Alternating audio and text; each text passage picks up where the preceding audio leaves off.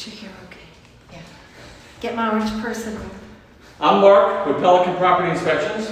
I'm going to go over what I got with you throughout the inspection.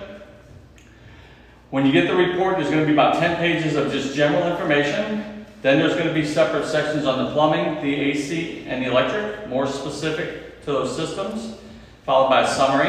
And that summary starts about page 15 or 16. Everything I talk about will be in bullet form in the summary. And then there'll be about 30 or 40 pages of pictures. So electrically, your main breaker panel is in the laundry area. There's 100 amps in there. That's sufficient for what you have. If you were going to put in a pool or add anything else, you would probably need to upgrade that panel. I have a question about the laundry. Yes, okay. We did not see a dryer vent going out. Okay. Yep. She's getting ahead of me. Sorry. That's all right. I didn't want to forget.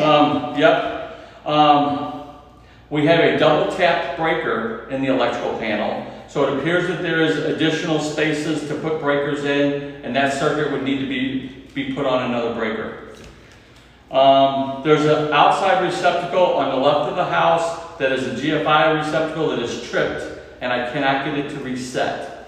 But all the other receptacles around the inside and outside worked. There's a detached light switch in the right rear bedroom closet. So the wiring is actually hanging out of the wall, and there's a switch to it. And I don't know what that switch goes to because there's actually a pull chain for the light in the attic. So it may have operated the light in the attic, but I used the pull chain.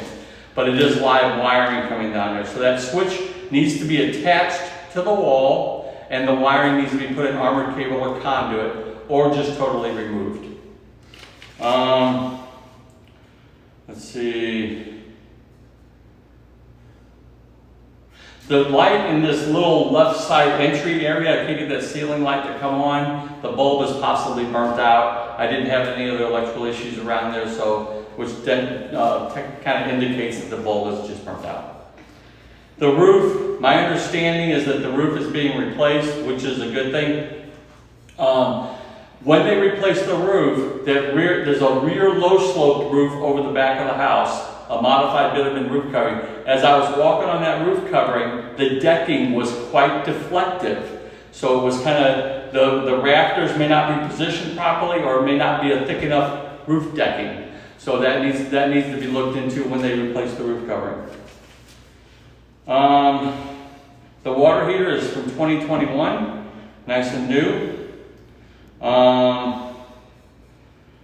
There's a relief valve on the side of the water heater. That relief valve is supposed to have piping that goes down to the floor or to the drain pan, and it does not have that piping. It's just a PVC pipe that runs the relief valve down to the ground. The shower in the bathroom, the shower head, the neck mechanism is kind of loose in the wall. It needs to be tightened up. And I could not get the disposal to function. When it turned the switch on, you can hear it humming, but it's seized up or stuck. The air conditioning system is 2020 also. You have an outside condensing unit and an air handler in the attic, and the air handler does have a drain pan below it. It does have a float switch in the drain pan, and the condensate line also has a float switch in it. So we're double safe there. Around the perimeter of the house, there's some wood decay at several areas of the fascia and eaves, which I was informed that will be fixed and addressed when the roof is changed. There's a couple of gutter downspouts that are missing at the front of the house and at the left side of the house. I saw those in the garage, the gutters. Oh, the downspouts? Yeah, I think they took it off because they painted maybe. There's some at the rear rafters above the well pump area. There's some termite damage and some wood decay in those rafters too. There's some very limited termite damage that I noted in the attic, and very limited termite damage in the crawl space.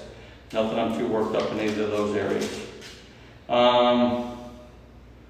The left side rear window, or that little breezeway window area there, that window's taped shut and just doesn't open. The rear shed is locked. It's just the exterior of it's pretty rusted. We don't usually even look at those, but it was back there, and it's a big yard. I wanted to take a walk back there. Let's see, in the rear bedroom, right window, the screen is missing in that window. The garage, the overhead door for the garage, the safety sensors at that door are positioned too high. So they should be about 6 to 8 inches off of the slab, and they're about 12 inches off of the slab, so they can just be lowered down. There's also, at the garage door, springs. The springs at the door, when you close the door, those springs become under tension. There's supposed to be a safety cable in those springs. So if the spring were to break while it's under tension, it doesn't just fly around the garage. Also, the garage door opener was plugged in and could not get made to function. The housing for the motor is also missing for that.